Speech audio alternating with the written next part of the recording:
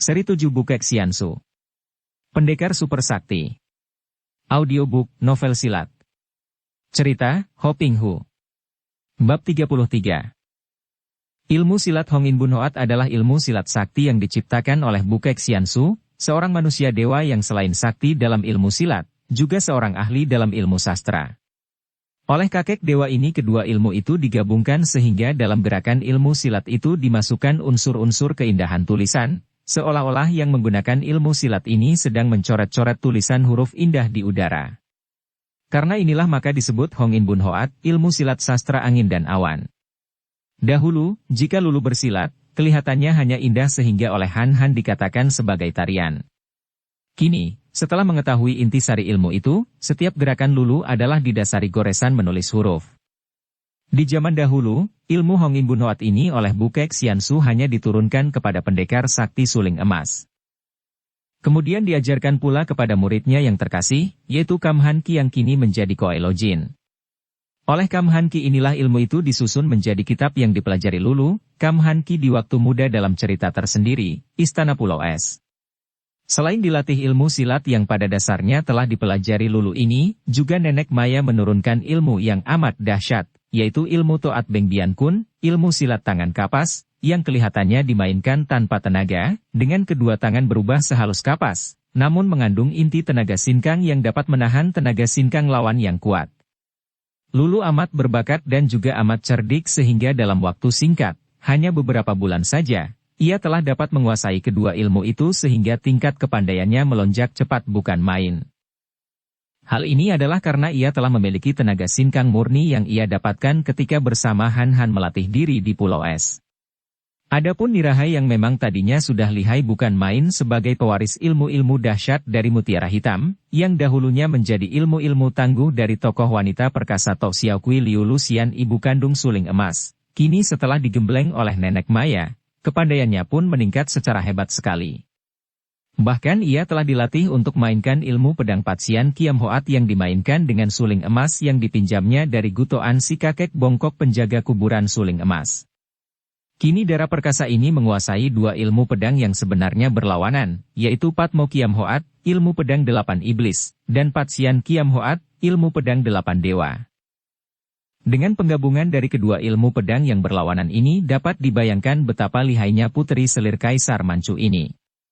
Makin lama, Lulu makin betah tinggal di istana yang indah dan mewah, juga yang mencukupi segala kebutuhannya. Apalagi Nirahai amat baik kepadanya, memperlakukannya sebagai adik sendiri. Dan memang sesungguhnya Nirahai amat mencinta Lulu sehingga Lulu yang halus perasaannya itu membalas kasih sayang sucinya.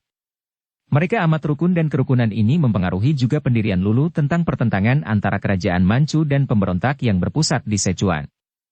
Memang pada mulanya, secara terus terang ia berani menentang Nirahai dengan mengemukakan pendapatnya yang timbul dari pengalamannya. Suci, sebetulnya aku tidak ingin mencampuri tugas Suci sebagai putri kaisar dan sebagai pemimpin para pengawal. Akan tetapi karena Suci ingin mengajak aku membantu, perlu kuberitahukan kepadamu bahwa aku tidak mempunyai kesan baik terhadap sepak terjang bangsaku sendiri. Nirahai memandang tajam dan berkata, Sumoy, lupakah engkau bahwa keluarga orang tuamu dibasmi oleh para pemberontak? Kalau engkau tidak memiliki kesetiaan dan kebaktian kepada bangsa dan negara, hal itu masih dapat ku mengerti karena sejak kecil engkau hidup sebatang kara bahkan kemudian menjadi adik angkat kakakmu Han. Akan tetapi, aku tidak percaya bahwa engkau akan melupakan ayah bundamu yang tewas oleh para pemberontak. Aku tidak percaya bahwa engkau akan tidak berbakti kepada orang tuamu. Lulu mengerutkan alisnya yang hitam. Sepasang matanya memandang Nirahai dengan mata terbelalak. Yang kau katakan pemberontak itu sebetulnya adalah pejuang-pejuang yang baik, Suci.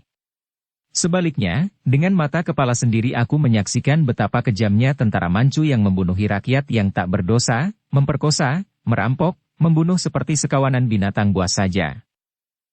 Pendirianmu itu salah sungguh pun aku tidak sangsi akan keteranganmu tentang perbuatan sebagian tentara yang kejam.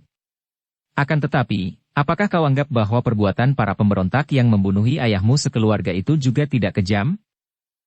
Memang kuakui bahwa mereka telah membunuh orang tuaku bahkan telah kudapatkan pembunuhnya. Akan tetapi ternyata dia seorang gagah yang melakukan pembunuhan itu demi perjuangan, demi pembelaan terhadap bangsa mereka. Sama sekali tidak terkandung hati benci di dada mereka terhadap perorangan, bahkan mereka tidak mengenal orang tuaku yang tewas sebagai akibat perang. Nirahai mengangguk-angguk. Memang aku percaya benar demikian. Akan tetapi engkau pun lupa bahwa aku dan teman-teman yang memimpin usaha penindasan para pemberontak pun terdorong oleh tugas membela bangsa dan negara. Aku seorang bangsa Manchu, kalau aku tidak membela bangsa Manchu, habis bagaimana? Engkau pun seorang gadis Manchu, sudah selayaknya kalau engkau membantu perjuangan bangsa sendiri.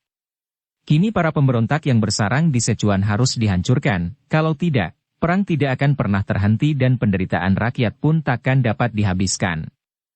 Kalau kau menganggap bahwa orang tuamu tewas dalam perang dan engkau tidak menaruh dendam perorangan, engkau pun harus dapat mengerti bahwa perbuatan tentara-tentara kita itu pun adalah akibat perang dan bukan merupakan perbuatan kejam perorangan, melainkan kekejaman perang. Akan tetapi percayalah bahwa pimpinan kita tidak menghendaki hal demikian itu terjadi. Hal itu hanya terjadi sebagai akibat-akibat yang berkelebihan dari perang yang memang ganas. Lulu merasa terdesak karena pikirannya yang cerdik dapat menangkap kebenaran-kebenaran dalam ucapan Nirahai. Apakah engkau percaya bahwa aku adalah seorang manusia yang begitu curang sehingga sudi mengadu domba Hawa Sanpai dan Xiao Limpai kalau bukan karena hal itu kuanggap sebagai taktik perjuangan? Aku tidak mempunyai permusuhan pribadi dengan mereka, bahkan aku mengagumi tokoh-tokoh dan pendekar-pendekar dari kedua partai itu. Akan tetapi, sebagai pejuang untuk negaraku, aku melihat bahaya besar kalau sampai kedua partai yang kuat itu membantu pemberontak, maka jalan satu-satunya adalah mengadu domba mereka agar mereka tidak berkesempatan membantu pemberontak sehingga kedudukan para pemberontak tidak begitu kuat, mudah dihancurkan. Aku tidak mempunyai permusuhan pribadi dengan dua tokoh di antara Xiao Lim Chit Kiam yang kukagumi karena kegagahan mereka, akan tetapi aku membunuh mereka sebagai musuh negara, bukan sebagai musuhku. Kalau seorang saudaramu kebetulan memihak peluang yang menentang kerajaan, apakah engkau juga akan membunuhnya, Suci? Tentu saja. Kalau dia memihak pemberontak, dia berarti menjadi musuh negara. Bagi seorang pejuang yang mencinta bangsa dan negaranya, musuh sendiri bisa dimaafkan, akan tetapi musuh negara tidak. Wah, kejinya. Aku benci perang. Lulu mencela, teringat akan kakaknya. Kalau Han Han kebetulan membantu pejuang, apakah dia pun harus memusuhi kakak yang disayangnya itu? Tidak mungkin. Nirahai merangkul leher Lulu dan mengecup pipinya. Adikku, siapakah orangnya yang mencinta perang?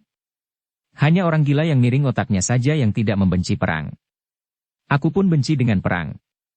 Aku pun rindu akan perdamaian di mana hidup manusia ini tenang tentram, di mana nyawa manusia dihargai, di mana hak hidup seorang manusia lebih terjamin, di mana harga seorang manusia lebih dinilai tinggi. Akan tetapi, perang timbul bukan atas kehendak seseorang, dan kalau sudah timbul dan kita terseret di dalamnya, hanya dengan kemenangan saja perang itu dapat dihentikan. Menang atau kalah, itulah persoalannya dan sekuat tenaga tentu saja kita ingin menang. Dengan kemenangan, ataupun dengan kekalahan, perang baru habis dan perdamaian timbul.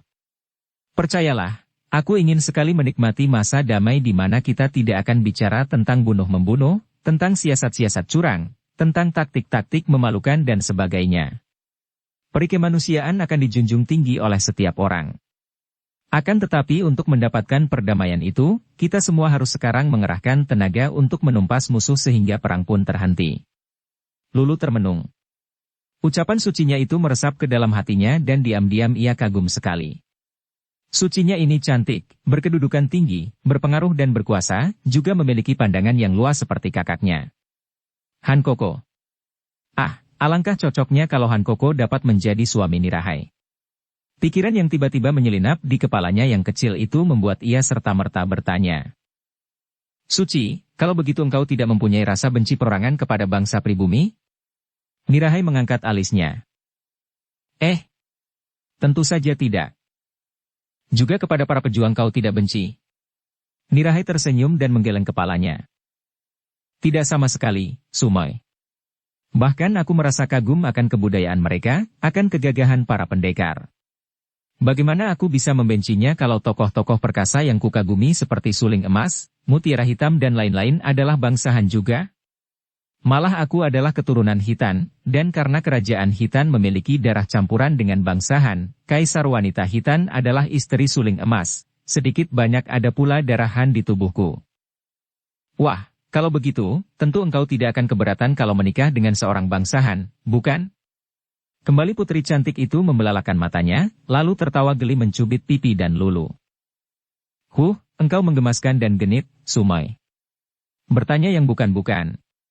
Akan tetapi Lulu mendesak. Aku tidak main-main, Suci, melainkan benar-benar ingin mengetahui isi hatimu. Bagaimana, andai kata engkau menikah dengan seorang pribumi, apakah engkau akan merasa terlalu rendah? Nirahai menghela napas panjang. Ratu Hitan dahulu menikah dengan suling emas seorang pendekar Han.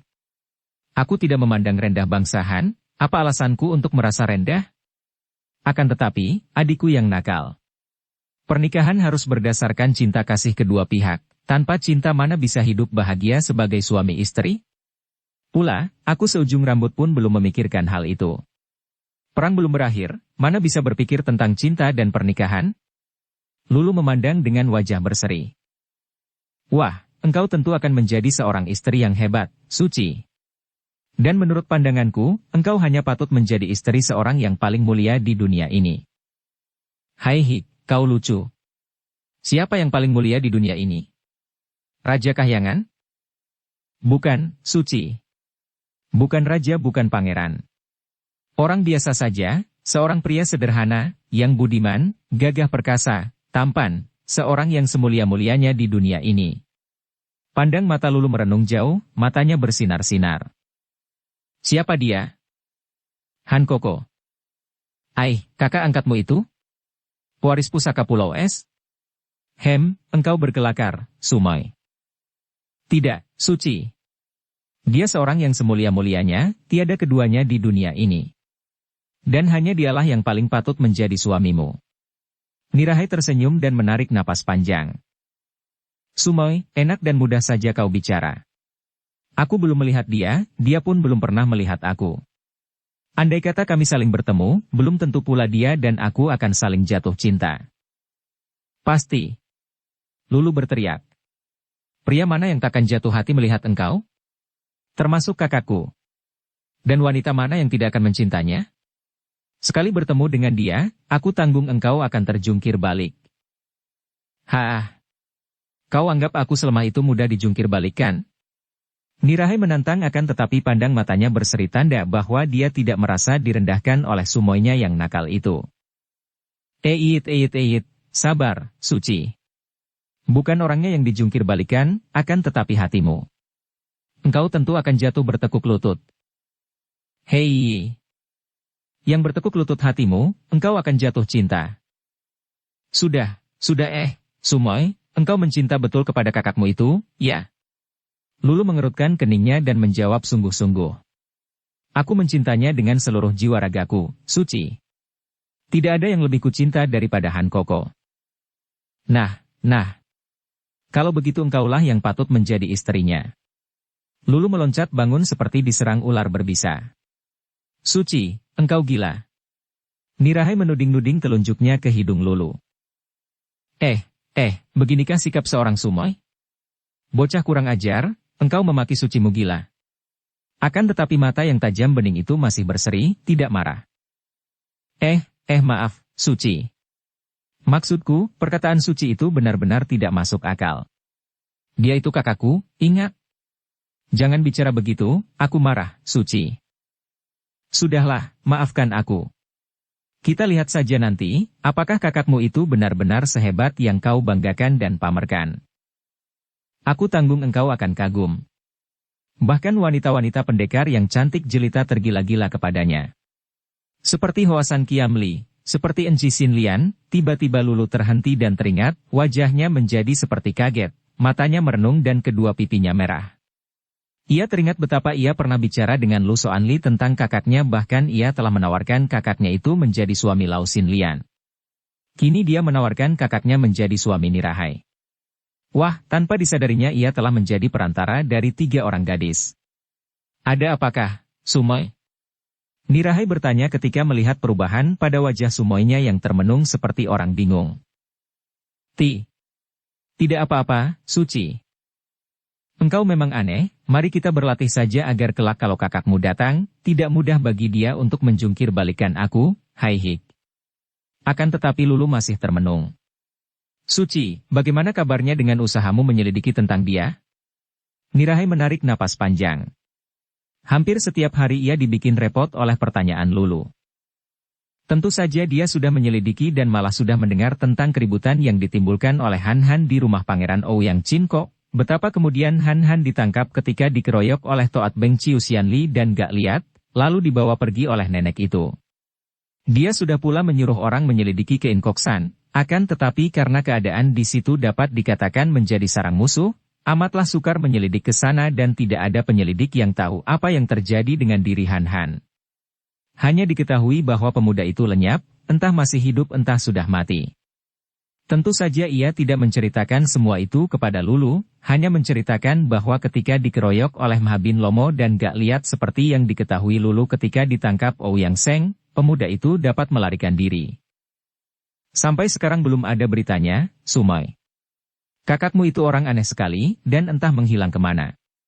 Akan tetapi aku masih mengirim penyelidik ke semua jurusan, demikianlah, Lulu berlatih terus bersama Nirahai dan ilmu kepandaiannya meningkat secara hebat sehingga diam-diam Nirahai sendiri menjadi kagum. Putri yang sakti ini maklum bahwa kalau dia sendiri tidak digembleng oleh Maya, kiranya kepandaian Lulu sekarang sudah melampaui tingkatnya ketika ia belum menjadi murid nenek sakti itu. Setahun mereka berlatih tekun. Pada suatu hari, Nirahai pulang dari pertemuannya dengan para pembantunya, langsung mengunjungi Lulu yang sedang berlatih di depan nenek Maya di kebun bunga belakang tempat tinggal mereka di lingkungan istana. Wajah Nirahai tampak tegang dan datang-datang berkata, "Wah, kembali pasukan-pasukan kita terpukul mundur di Secuan. Di sana berkumpul banyak sekali orang pandai sehingga kini Kang Tou Kui gak lihat sendiri mengirim berita minta bantuan orang-orang pandai. Agaknya Tecu sendiri harus berangkat ke sana, Subo. Dan mengingat bahwa di pihak musuh banyak terdapat orang sakti, Tecu mengharap Subo dan Sumo suka pula membantu." Nenek Maya tersenyum. "Aku sudah tua untuk berperang. Engkau berangkatlah bersama Lulu, dan aku sendiri akan keluar dari istana karena sudah bosan di sini. Kelak kalau ada waktu, aku akan menyusul ke sana, hanya untuk melihat-lihat." Nirahai tidak berani memaksa. "Sumoy, sekali ini, sucimu benar-benar membutuhkan bantuanmu. Tentu engkau suka membela bangsa dan negara, bukan? Selain itu, hanya daerah barat yang belum diselidiki. Siapa tahu kita akan dapat mendengar tentang kakakmu di barat." Memang Nirahai pandai sekali. Dia mendengar akan munculnya seorang panglima musuh yang berkaki buntung, yang kabarnya memiliki ilmu kepandaian yang luar biasa.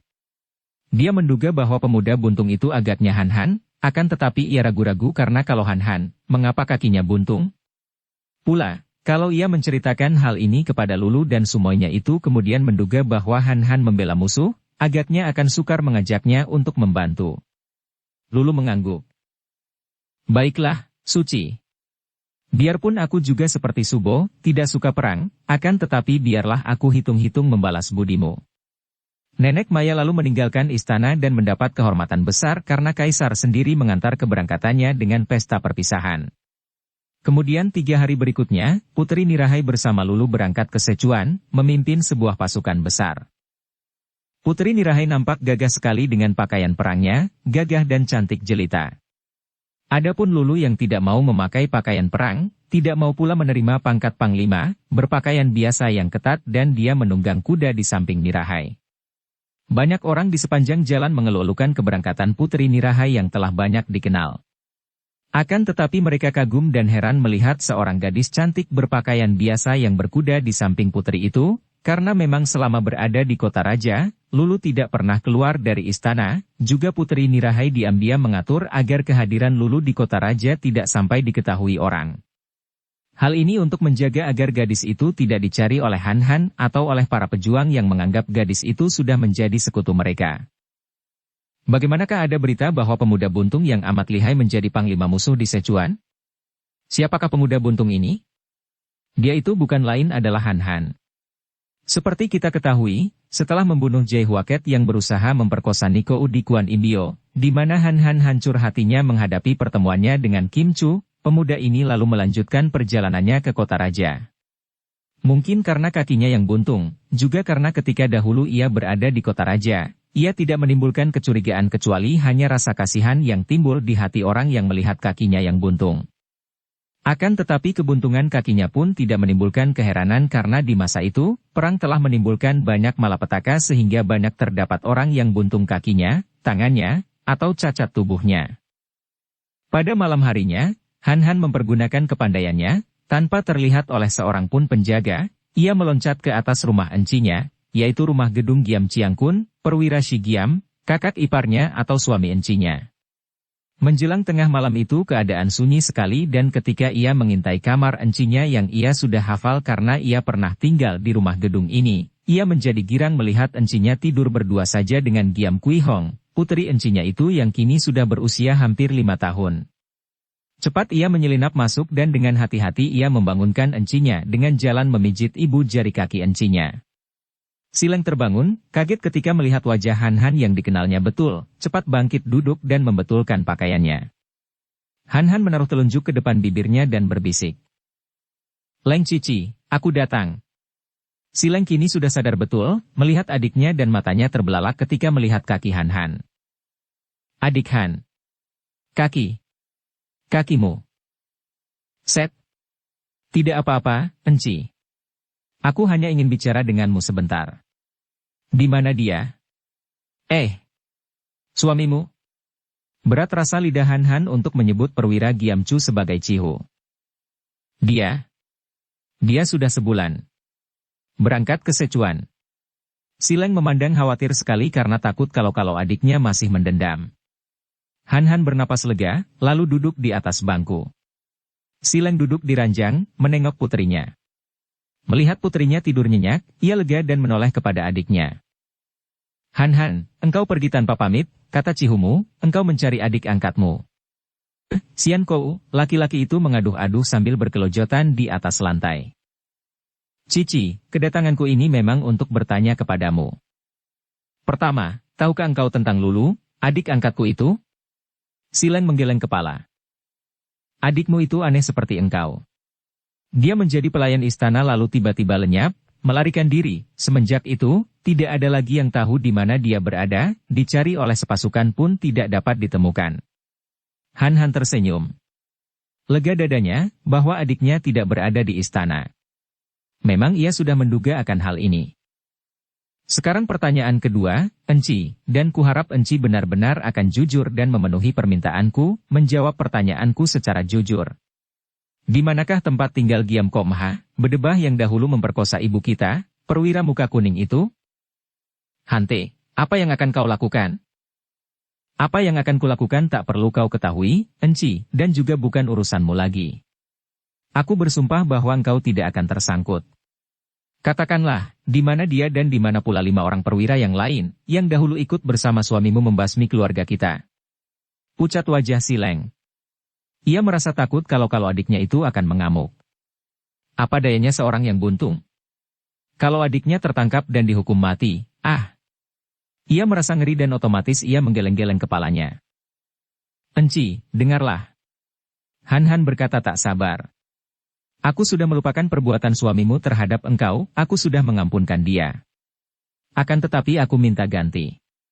6 orang perwira yang lain harus dapat ku ketahui tempat tinggalnya, dan engkau harus memberitahu aku. Harus, kau dengar. Kalau engkau tidak mau memberitahukan di mana adanya 6 orang perwira terkutuk itu, demi Tuhan, terpaksa aku akan mencari dan membunuh suamimu. Tidak, jangan. Sileng berteriak, menjerit kecil dan anaknya terbangun. Bocah itu bangkit duduk dan melihat Han Han ia terbelalak memandang. Ibu. Siapakah dia ini? Apakah dia mengganggu ibu? Awas, siapa yang mengganggu ibu, akan aku hajar. Kui Hong yang masih kecil itu sudah berdiri dan mengepal tinjunya. Han Han memandang dengan mata terbelalak penuh kekaguman. Lihat, Enci. Putrimu lebih berbakti daripadamu. Encinya memangku Kui Hong, menciumnya dan berbisik. Hus, dia ini pamanmu, tidak akan mengganggu ibu. Tidurlah, nak. Setelah ditepuk-tepuk pahanya, anak yang masih mengantuk itu tertidur kembali dan dibaringkan oleh ibunya. Han, jangan kira bahwa aku tidak punya semangat. Aku tidak berdaya, akan tetapi kutanamkan sejak kecil di dalam hati Kui Hong bahwa dia harus menjadi anak yang berbakti, yang akan membela ayah bundanya dengan taruhan nyawa, tidak seperti aku. Ia menangis pula. Syukurlah kalau begitu. Sekarang katakan, di mana adanya 6 orang perwira musuh kita itu? Han, apa dayamu menghadapi mereka? Apalagi kakimu sudah buntung. Jangan khawatir, setelah kakiku buntung, aku malah lebih banyak harapan untuk membalas dendam. Di mana mereka? Setelah menarik napas panjang berulang kali, Si Leng lalu berkata. Giam Koma berada di kota raja. Gedungnya tidak jauh dari sini, di sebelah utara, gedung besar yang ada arca singa batu di depannya. Ia berhenti sebentar. Akan tetapi, engkau tidak akan menemukan dia di gedungnya, dia pun bersama Cihu. Dengan suamiku, telah berangkat sebulan yang lalu ke Sichuan. Dia dan suamiku adalah perwira-perwira pasukan tempur yang kini berangkat untuk menggempur Sichuan. Hati Han kecewa sekali akan tetapi ia percaya akan keterangan encinya. Dan siapakah perwira-perwira yang lain, yang 5 orang itu? Di mana mereka? Aku tidak tahu. Aku hanya berhasil tahu dari suamiku bahwa seorang di antara mereka itu adalah Su Chiangkun yang kini memimpin pasukan melakukan pembersihan terhadap para pemberontak, entah di mana. Han, sungguh. Biarpun aku tidak pernah mempunyai harapan untuk menuntut balas kehancuran keluarga kita, namun dengan susah payah aku dahulu selalu membujuk suamiku agar menerangkan nama mereka itu, dan agar suamiku suka membalaskan dendamku. Akan tetapi dia selalu mencelaku dan mengatakan bahwa peristiwa itu sudah jamak terjadi di dalam perang. Maka aku hanya berhasil mengenal Giam Komha dan Su Chiangkun yang tak ku ketahui nama lengkapnya itu, orangnya tinggi besar, jalannya agak pincang. Adapun 4 orang lainnya aku sungguh tidak tahu. Han mengerutkan alisnya. Benar-benar amat sukar membalas dendam keluarganya, pikirnya murung. Yang seorang adalah suami encinya sendiri. Yang kedua sedang pergi ke Sichuan, yang ketiga bernama Su Chiangkun tidak diketahui kemana perginya. Bahkan 4 orang yang lain tidak dikenal, tidak diketahui namanya. Akan tetapi ia merasa yakin bahwa sekali bertemu dengan mereka, dia tentu akan mengenal mereka, musuh besarnya itu. Tidak ada jalan lain. Satu-satunya cara adalah menangkap dulu seorang di antara mereka dan memaksanya mengaku dan menunjukkan siapa adanya teman-temannya yang dahulu melakukan pembasmian terhadap keluarganya. Kalau dia tidak berhasil menangkap seorang di antara mereka, apa boleh buat, ia akan menangkap dan memaksa Giam Chu, kakak iparnya sendiri dan memaksa keterangan tentang 6 orang musuh besarnya dari mulut suami encinya itu. Leng Cici, jagalah dirimu dan anakmu baik-baik. Aku pergi. Han. Si Leng mengeluh perlahan, akan tetapi ia hanya melihat bayangan berkelebat dan tahu-tahu adik kandungnya yang buntung itu telah lenyap dari kamar itu. Si Leng lari ke jendela, melongok keluar, akan tetapi sunyi saja di luar jendela dan tidak ada suara sedikit pun. Mimpikah dia? Atau benarkah Han tadi yang datang? Adiknya yang sudah buntung kakinya. Adik kandungnya yang demikian sengsara dan berkeras hendak menuntut balas atas kehancuran keluarga mereka? Si Leng merintih dan menjatuhkan diri di atas pembaringan, merangkul Kui Hong dan menangis terisak-isak.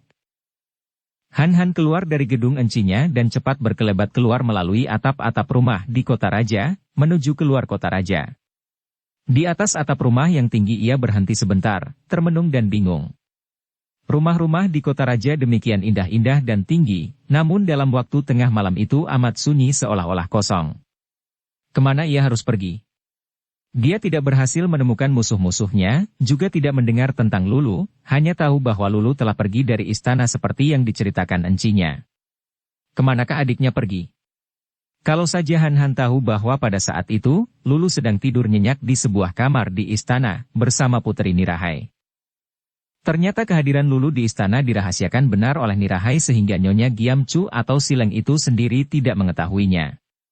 Setelah menghela napas berulang kali, Han melanjutkan perjalanannya, dengan ilmu kepandaiannya yang hebat ia berhasil keluar dari kota raja melalui temboknya yang tinggi itu tanpa terlihat oleh para penjaga. Setelah tiba di luar kota raja sebelah barat, ia berlari terus dan akhirnya ia mengaso di sebuah kuil tua yang tidak dipergunakan lagi, yang berada di pinggir jalan dekat hutan yang sunyi. Saking lelah, sebentar saja Han tidur nyenyak. Menjelang pagi, telinganya yang tajam mendengar suara derap kaki kuda yang membuatnya terbangun. Derap kaki kuda yang datang dari arah kota raja ini berhenti di depan kuil dan terdengar suara dua orang bicara. Kenapa berhenti di sini? Aku lelah sekali, kita mengasuh sebentar. Celaka, malam tadi semalam aku tidak dapat tidur dan kalau tidak mengasuh dan tidur sebentar di sini, aku akan mati kelelahan. Hahaha, agaknya engkau tidak tidur semalam suntuk di rumah selirmu. Tidak salah. Karena menerima tugas berat, aku berpamit dan dia. Haha, dia minta ditemani semalam suntuk. Mana aku tega meninggalkannya? Hahaha, engkau terlalu. Menghadapi tugas berat masih sempat bersenang-senang. Baiklah, Loheng, akan tetapi jangan terlalu lama berhenti di sini. Kalau kita diketahui, leher kita akan putus. Agaknya mereka mengikat kendali kuda di depan dan tak lama kemudian Han-Han, yang sudah meloncat ke atas dan bersembunyi mendengar suara kaki kuda orang itu memasuki kuil. Cuaca masih gelap sekali, akan tetapi dua orang itu tidak peduli, terus saja masuk dan duduk di ruangan dalam yang merupakan satu-satunya ruangan yang terlindung dari angin dan debu.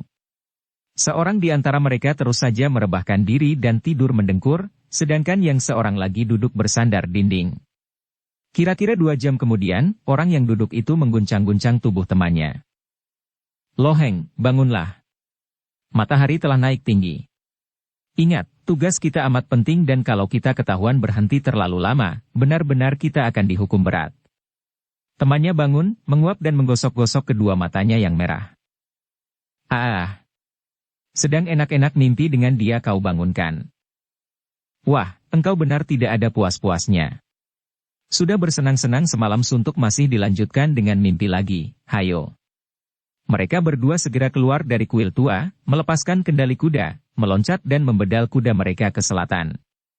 Han-Han yang menjadi tertarik melihat bahwa mereka adalah dua orang yang berpakaian pengawal istana, diam-diam membayangi mereka. Dia tidak tahu mengapa ia membayangi mereka, dan apa perlunya. Akan tetapi karena dia sendiri pun bingung kemana harus mencari musuh-musuhnya dan adiknya, maka ia membayangi dua orang pengawal itu untuk melihat apakah tugas mereka yang begitu penting dan kemana mereka hendak pergi. Ternyata kemudian olehnya bahwa dua orang pengawal itu membalapkan kuda melalui sepanjang terusan besar yang menghubungkan kota raja dengan kota Tianjin, kemudian terus ke selatan. Di kota Tianjin, dua orang pengawal itu hanya berganti kuda. Setelah makan mereka melanjutkan perjalanan ke selatan.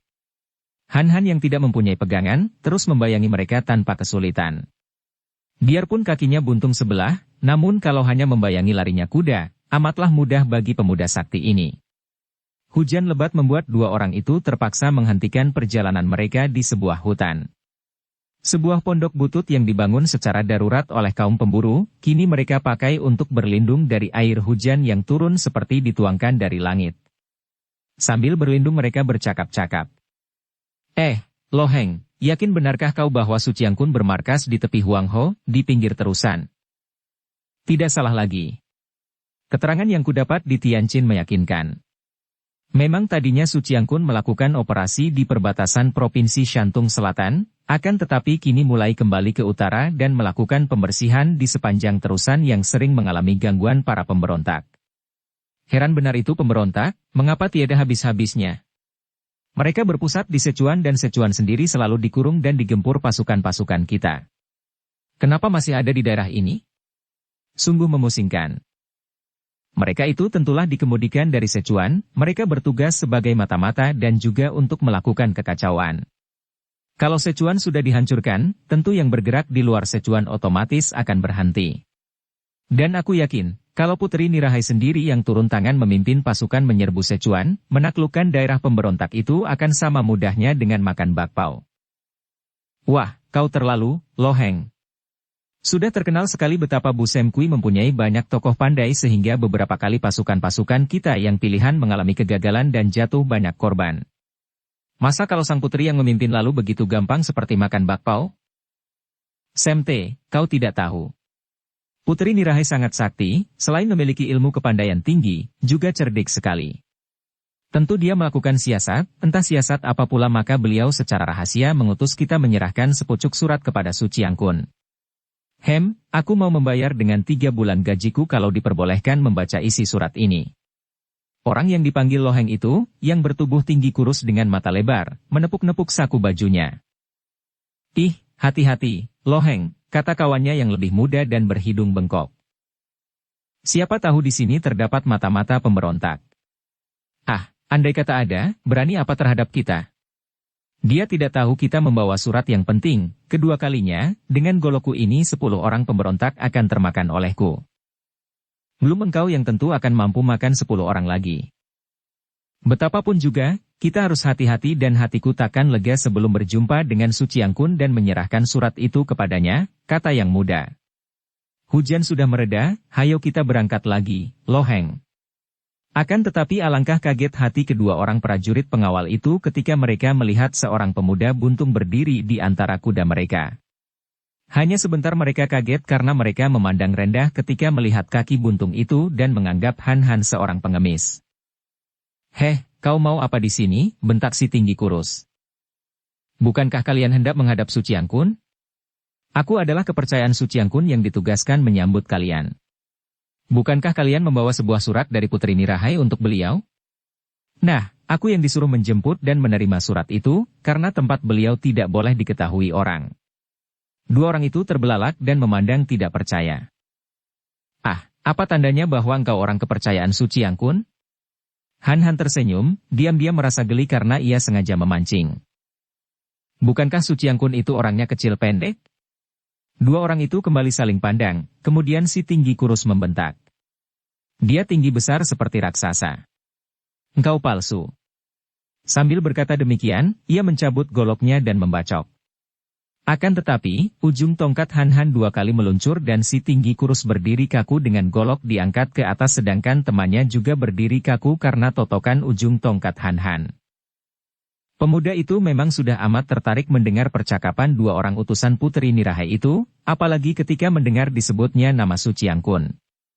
Maka ia sengaja menghadang dan sengaja memancing sehingga ia akhirnya mendapat kepastian ketika si tinggi kurus menyatakan bahwa Su Chiangkun tinggi besar seperti raksasa. Tidak salah lagi, itulah orangnya yang dicari-cari.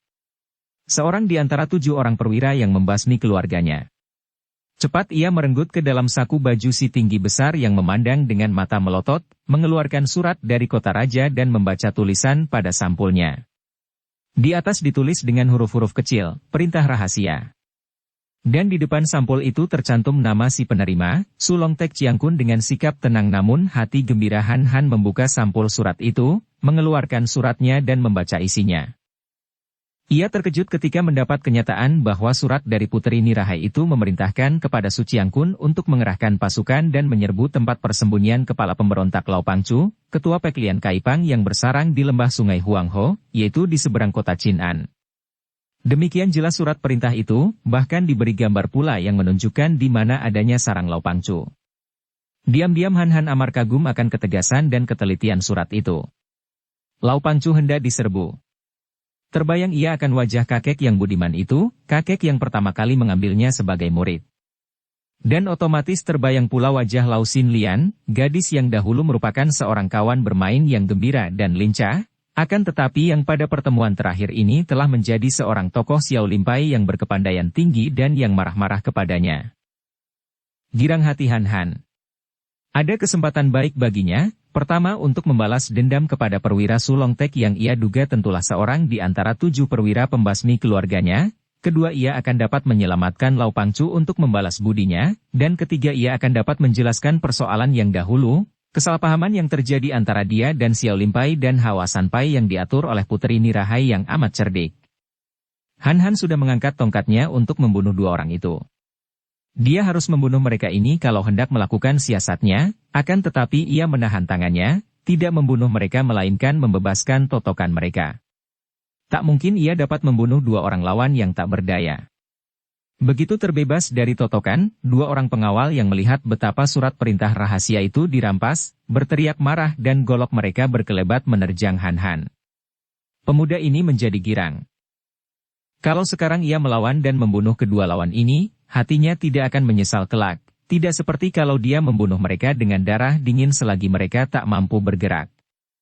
Dia teringat akan sepak terjang para prajurit Manchu yang banyak menimbulkan kesengsaraan rakyat yang tidak berdosa, dan begitu melihat golok kedua orang itu menyambar ganas, ia meloncat ke belakang tongkatnya bergerak menangkis, menempel kedua golok dan sekali ia menyontekkan tongkatnya, kedua buah golok itu membalik dan membacok kepada pemiliknya sendiri.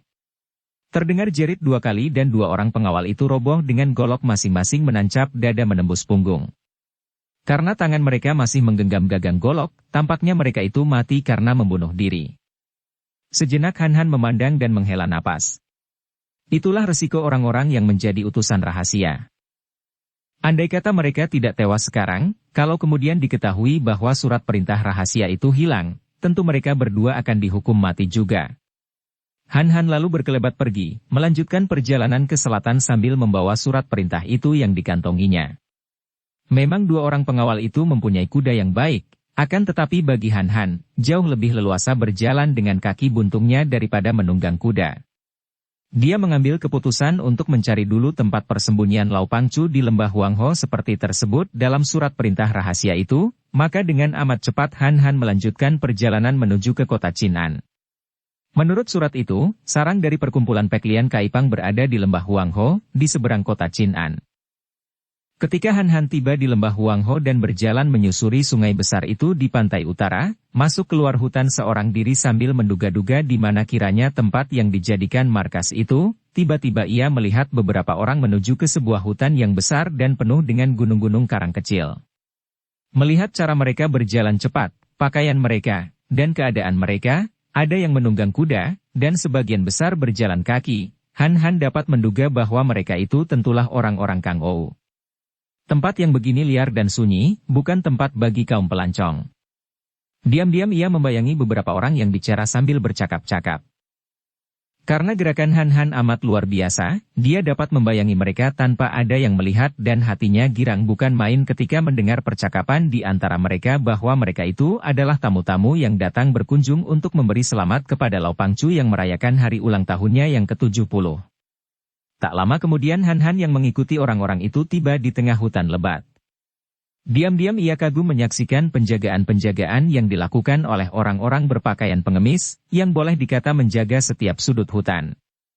Untung bahwa dia datang pada saat lembah Huangho itu dikunjungi banyak tamu sehingga kedatangannya itu tidak dicurigai. Memang, nama besar Lau Pangchu terkenal sampai di mana-mana, terutama sekali di antara para tokoh Kang Ou yang menentang penjajahan bangsa Manchu. Kakek ketua Peklian Kaipang ini selain terkenal sebagai seorang ketua berpengaruh dari perkumpulan pengemis itu, sebagai seorang pendekar budiman, juga akhir-akhir ini namanya menjulang tinggi sebagai seorang patriot yang menentang kaum penjajah dengan mengorbankan banyak sekali anggota Peklian Kaipang. Ketika mereka semua itu tiba di markas kaum Peklian Kaipang, Han Han menjadi kagum dan juga terharu. Ia kagum menyaksikan kehadiran tamu para tokoh Kang Ou yang ratusan orang jumlahnya, tidak kurang dari 200 orang. Dan ia terharu, ketika melihat Lau Pangchu yang sudah amat tua itu menerima para tamu di tempat terbuka dalam hutan, hanya duduk di atas rumput saja. Keadaan kakek yang berpakaian butut itu amatlah miskinnya. Di situ pun hanya terdapat beberapa buah gubuk kecil sederhana. Namun wajah kakek tua ini tampak berseri gembira menyambut para tamu yang terpaksa juga duduk di atas rumput, ada yang duduk di akar pohon, ada pula yang berjongkok, tidak kurang pula yang berdiri saja. Sungguh sebuah pertemuan yang amat sederhana dan kalau pertemuan ini diadakan untuk merayakan hari ulang tahun, sungguh merupakan sebuah perayaan yang luar biasa sederhananya. Amatlah mengharukan menyaksikan betapa kakek itu bangkit dan berkali-kali menyambut para tamu dengan membungkuk dan mengangkat kedua tangan di depan dada, menghaturkan terima kasih dan minta maaf bahwa dia tidak dapat menyambut para tamu sebagaimana mestinya, bahkan bangku pun tidak ada. Akan tetapi lebih mengharukan lagi adanya barang-barang sumbangan yang ditumpuk begitu saja di atas rumput, padahal di antara barang-barang itu terdapat benda-benda yang amat berharga dan mahal harganya. Juga Han Han mengenal Lau Xinlian yang cantik jelita dan gagah perkasa, berdiri di samping ayahnya ikut menyambut dan memberi hormat kepada para tamu. Biarpun pakaian Xinlian juga sederhana, akan tetapi cukup bersih dan tidak penuh tambalan seperti pakaian ayahnya. Pakaian gadis ini ringkas dan ketat, membayangkan tubuh yang ramping padat sehingga para tamu pria yang muda-muda memandangnya penuh kagum. Terima kasih, cui sekalian. Cui yang sudi datang dan masih mengingat akan ulang tahun seorang kakek seperti saya, sungguh budi Cui sekalian itu bertumpuk setinggi gunung, lebih tinggi daripada tumpukan barang sumbangan yang saya terima. Cui sekalian, barang-barang sumbangan Cui ini tidak akan sia-sia, bukan untuk saya pribadi melainkan akan saya kirimkan ke Sichuan sebagai penambah biaya perlawanan menentang pemerintah penjajah. Saya sudah tua dan sejak dahulu, seorang pengemis seperti saya tidak membutuhkan apa-apa, yang saya butuhkan hanyalah kebebasan tanah air dari cengkeraman penjajah. Hidup Lau Pangcu yang gagah perkasa. Teriakan-teriakan ini menggegap gempita dan banyak di antara para tamu merogoh saku dan menguras isi saku untuk ditumpukan pula di tumpukan barang sumbangan setelah mereka mendengar bahwa semua sumbangan akan dikirim ke Sichuan untuk biaya perlawanan terhadap penjajah. Melihat ini, Lau Pangcu memandang terharu sampai basah kedua matanya. Han Han juga terharu. Ketika ia memandang, di antara para tamu terdapat seorang yang mukanya bopeng, penuh bekas cacar burik-burik. Jantungnya berdebar. Ia pernah melihat orang ini. Tak mudah melupakan muka bopeng seperti itu. Akan tetapi ia lupa lagi di mana. Selagi ia mengingat-ingat, si muka bopeng yang membawa pedang di punggungnya itu tiba-tiba melompat ke tengah lapangan, berhadapan dengan Lau Pangcu, mengangkat tangan kanan ke atas dan berteriak. Saudara-saudara seperjuangan, kalian telah tersesat jauh. Mendengar seruan yang nyaring sekali ini, semua orang tertegun dan tidak ada yang mengeluarkan suara. Semua mata ditujukan kepada si muka bopeng ini. Juga Lau Pangcu dan Lau Xinlian memandang. Dengan sikap tenang dan sabar, berbeda dengan sikap Xinlian yang marah, Lau Pangcu menjura kepada orang itu dan berkata, "Mohon maaf jika saya tidak mengenal si Cu, akan tetapi saya tidak meragukan bahwa si Cu tentulah seorang saudara sepaham dan seperjuangan yang menentang penjajah, maka si Cu sudi datang di tempat kami ini. Akan tetapi, apakah maksud si Cu dengan ucapan tadi? Kita semua adalah kaum pejuang yang gagah perkasa, yang siap mengorbankan apapun juga demi nusa bangsa, dan akan berjuang terus sampai penjajah dipukul hancur. Bagaimana mungkin kita harus bekerja sama dengan Bu Sem Kui, seorang pengkhianat bangsa?" Ucapan itu hebat sekali. Pada waktu itu, satu-satunya kekuasaan yang mati-matian menentang pemerintah Manchu adalah Bu Sem Kui yang mempertahankan daerah Sichuan secara mati-matian dan gagah berani, menimbulkan rasa simpati dan kagum di hati semua pejuang. Sekarang, si muka bopeng ini memakinya sebagai pengkhianat bangsa, hati siapa tidak akan kaget? "Ai, apa yang kau ucapkan ini, si Cu? Buongya adalah seorang raja muda yang merupakan satu-satunya pemimpin kita menentang Manchu. Dan Sichuan adalah satu-satunya tempat yang dapat menampung kekuatan pejuang." "Hehehe, sungguh picik sekali pendapatmu, Lau Pangcu. Apa yang dikatakan Ouqian itu tepat sekali." Suara ini amat nyaring dan berwibawa, dan tiba-tiba, setelah menyambar angin besar, di tengah lapangan itu muncul seorang kakek yang mukanya seperti muka kuda. Dapat dibayangkan betapa kagetnya hati Lau Pangcu dan Xinlian ketika mengenal kakek itu yang bukan lain adalah Ma Bin Lomo. Lau Pangcu pernah melihat tokoh ini satu kali sedangkan Xinlian sudah seringkali mendengar nama besar datuk kaum sesat ini yang menjadi majikan atau kepala dari Inkoksan, Lembah Mega, di Gunung Taihangsan dan kini dapat menduganya. Tentu saja Han Han segera mengenal iblis muka kuda ini dan sekarang teringatlah ia akan si muka bopeng yang bernama Ouqian itu, seorang di antara pembantu Ma Bin Lomo ketika ia bersama Lulu ditawan di atas perahu dahulu itu. Beberapa orang di antara para tamu juga mengenal kakek ini karena biarpun kakek ini termasuk tokoh kaum sesat, namun harus diakui bahwa kakek ini selalu menentang bangsa Manchu sehingga dianggap sebagai teman seperjuangan. Kiranya Siang Koan Lilo Cianpue yang berkenan datang berkunjung. Sungguh merupakan kehormatan besar sekali bagi kami dan merupakan kebahagiaan besar bahwa kini sekeluarga pejuang dapat bertemu dan berkumpul di sini. Mendengar ucapan Lau Pangcu ini, yang menjura dengan penuh kehormatan kepada kakek muka kuda, semua tamu menjadi terkejut sekali, terutama sekali mereka yang baru tahu bahwa kakek bermuka lucu ini adalah tokoh hitam yang sudah amat terkenal itu.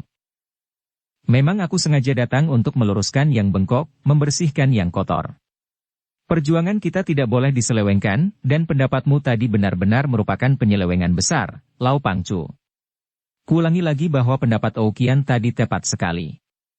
Merupakan penyelewengan besar kalau kita membantu si pengkhianat Bu Sem Kui yang seharusnya malah kita musuhi. Lau Pangcu, apakah engkau pura-pura lupa bahwa Bu Sem Kui merupakan seorang di antara pemberontak-pemberontak dan pengkhianat besar yang menjadi sebab utama jatuhnya kerajaan Beng? Apakah engkau lupa akan riwayat hitam yang menyelimuti diri Bu Sam Kui? Bersambung ke bab 34. Dukung kami dengan subscribe, follow, like, komen dan share. Terima kasih.